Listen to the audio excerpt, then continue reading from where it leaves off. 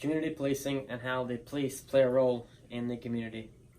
It's very obvious that law enforcement is a very touchy subject in today's times. Some are pro-police and some are anti-police. But why is this? Most people have or will have an encounter with a police officer at some point.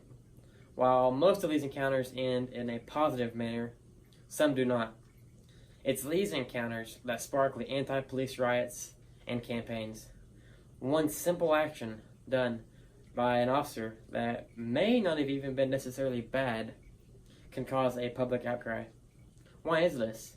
Is it because they were raised to be afraid of the police? Or maybe is it because they don't like to be told what to do?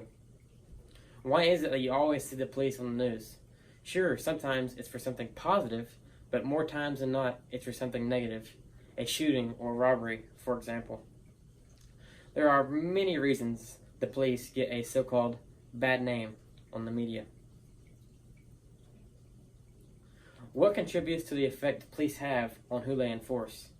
There are definitely, without a doubt, dirty cops out there. There always will be, no matter what. So yes, sometimes things are done that are not by the book. This applies to honest cops and dirty cops. Sometimes it's a mistake, and sometimes it was intentional.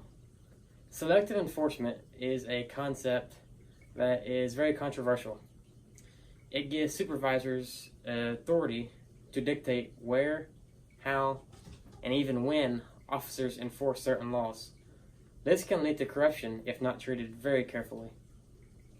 Some situations can and should be handled differently on a daily basis. This applies to police and the public.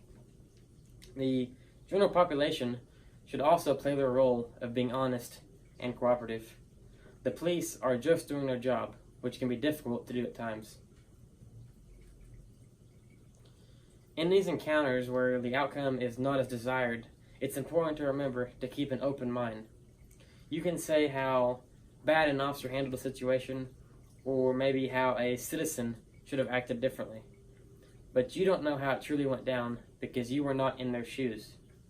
There are things that aren't caught on video, whether it be police video or a video recorded from the phone of a witness.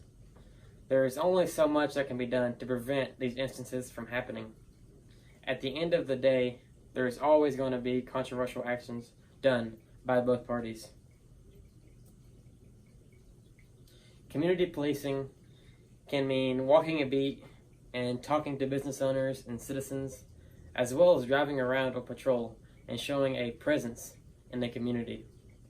Many times, just the presence of an officer or marked police unit can be enough to deter crime. Law enforcement officers are tasked with a very difficult job.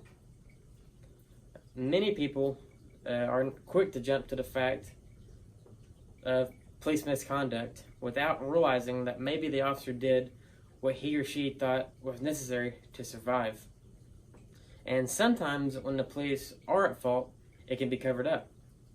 This can be for many reasons. It definitely isn't right and should be prevented above all else. We are just looking for justice.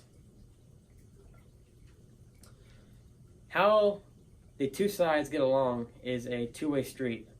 If both sides can work together, then the problems can be limited to a minimum.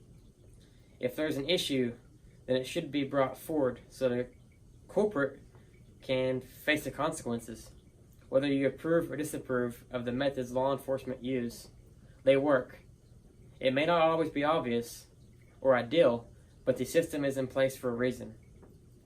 In conclusion, community policing is just a fancy way of saying how the police your neighborhood.